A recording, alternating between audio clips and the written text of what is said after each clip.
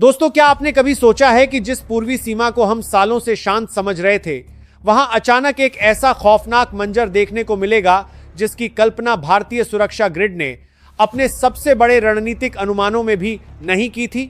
जरा सोचिए, भारत बांग्लादेश बॉर्डर पर हमारे बीएसएफ के जांबाज जवान रोज की तरह फेंसिंग का काम कर रहे हों और अचानक उनके सामने बांग्लादेशी वर्दी नहीं बल्कि पाकिस्तानी वर्दी में हथियारबंद सैनिक आकर खड़े हो जाएं।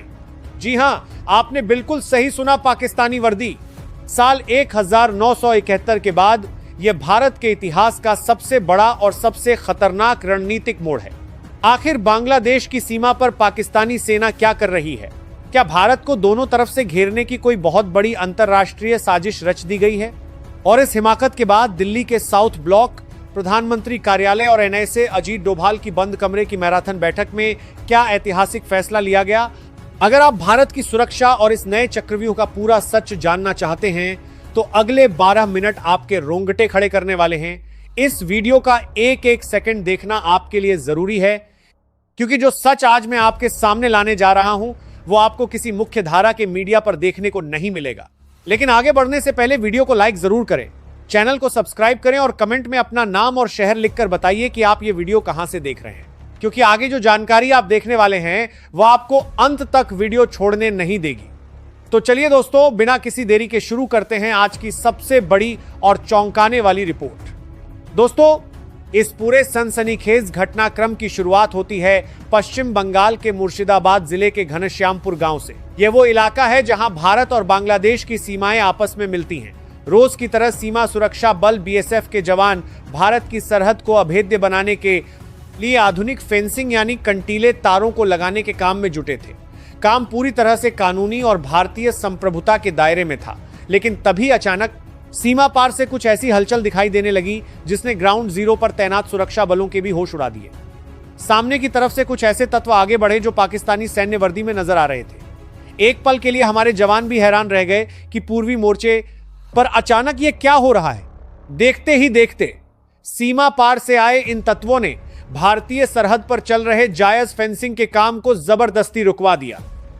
सिर्फ यही नहीं, उन्होंने वहां तैनात हमारे फॉरवर्ड कमांड्स के साथ उलझने की, उनके साथ बदसलूकी करने की नापाक कोशिश भी की।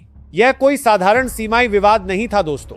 1971 में पाकिस्तान के 2 टुकड़े होने और बांग्लादेश के बनने के बाद यह पिछले 55 सालों में पहला ऐसा मौका है जब भारत की पूर्वी सरहद पर सीधे तौर पर इस तरह की बाहरी सैन्य मौजूदगी या पाकिस्तानी संलिप्तता के साफ प्रमाण मिले हैं। इसने इस कड़वे सच को पूरी तरह साबित कर दिया है कि अब भारत के खिलाफ एक बहुत बड़ी अंतरराष्ट्रीय साजिश रची जा रही है। जैसे ही मुर्शिदाबाद के पास सीमा पर इस रणनीतिक व्यवधान और फेंसिंग रोके जाने की खुफिया रिपोर्ट देश की राजधानी दिल्ली पहुंची, वैसे ही सत्ता के गलियारों में हड़कंप मच गया।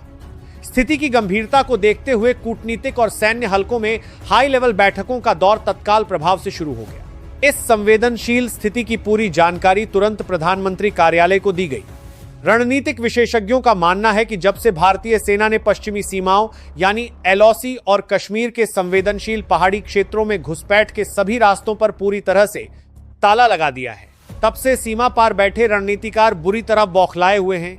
पश्चिमी मोर्चे पर मुंह की खाने के बाद अब वे इस पूर्वी वैकल्पिक रास्ते का इस्तेमाल करके भारत के सुरक्षा ग्रिड को चुनौती देना चाहते हैं। लेकिन भारत सरकार भली भांति समझ चुकी है कि इस बार मुकाबला सिर्फ सामने दिख रहे मोहरों से नहीं है, बल्कि पर्दे के पीछे बैठे उन असली बाजीगरों से है जो भारत की आर्थिक और रणनीतिक विकास की रफ्तार को रोकना चाहते हैं। इस बार दिल्ली में बैठे हमारे नीति निर्माताओं ने एक ऐसा ऐतिहासिक और कड़ा फैसला लिया जिसकी उम्मीद सीमा पार के रणनीतिकारों ने कभी सपने में भी नहीं की थी। भारत ने पुरानी रक्षात्मक नीति को कचरे के डिब्बे में फेंकते हुए तत्काल प्रभाव से पूर्वी सरहद के इस पूरे विवादित हिस्से को फॉरवर्ड ऑपरेशनल जोन घोषित कर दिया। अब आप सोच रहे होंगे कि इस फॉरवर्ड ऑपरेशनल जोन का मतलब क्या होता है, तो आपको बता दें कि इसका सीधा मतलब यह है कि ग्राउंड जीरो पर तैनात हमारे बीएसएफ और सेना के कमांडरों को अब दिल्ली से किसी कूटनीतिक मंजूरी या आदेश का इंतजार करने की कोई जरूरत नहीं है। अगर सीमा पर किसी भी प्रकार की बाहरी सैन्य मौजूदगी देखी जाती है या दोबारा भारत के फेंसिंग के काम को रोकने का दुस्साहस किया जाता है, तो हमारे जवानों को ऑन द स्पॉट यानी उसी जगह पर निर्णायक और दंडात्मक प्यूनिटिव एक्शन कार्रवाई करने की पूरी छूट दे दी गई है। सीधे शब्दों में कहें तो तो अब पहले गोली चलेगी और बात बाद में होगी। इस सैन्य छूट के साथ साथ भारत ने यहां पर इंटीग्रेटेड बॉर्डर मैनेजमेंट सिस्टम यानी IBMS को पूरी तरह से एक्टिवेट कर दिया है। दोस्तों, यह कोई साधारण सुरक्षा ढांचा नहीं है, बल्कि यह भारत का वो अत्याधुनिक तकनीकी नेटवर्क है जो इंसानी आंखों से ओझल होकर भी 24 घंटे सरहद की रक्षा करता है। इसके तहत पूरे घनश्यामपुर और मुर्शिदाबाद सेक्टर की फेंसिंग को आधुनिक laser walls, high resolution thermal कैमरों और जमीन के संभाविक में जिनके नीचे दबे बेहद संवेदनशील सीस्मिक सेंसर से लैस कर दिया गया है। हवा में मुस्तैद हमारे आधुनिक टोही ड्रोन्स उस सटीक लोकेशन पर पहुंचकर लाइव वीडियो फीड्स कलेक्ट करना शुरू कर देते हैं। जब सीमा पार के अधिकारियों और उनके आकाओं को यह समझ आया कि अपलोग कारमान में 2 दल बढ़ते के लाभ भारत का यह नया डिजिटल इंफ्रास्ट्रक्चर उनके किसी भी जासूसी रडार या पारंपरिक रणनीति की पकड़ में नहीं आने वाला, तो उनके पूरे रणनीतिक गलियारे में घबराहट फैल गई। वे समझ चुके हैं कि अब वे पुरानी चालों के भरोसे भारतीय जांबाजों को चकमा नहीं दे सकते। भारत सरकार इस बात को अच्छी तरह जानती है कि जब साजिश के तार अंतर्राष्ट्रीय स्तर पर जुड़े हों तो उसका जवाब सिर्फ बंदूक से नहीं दिया जा सकता।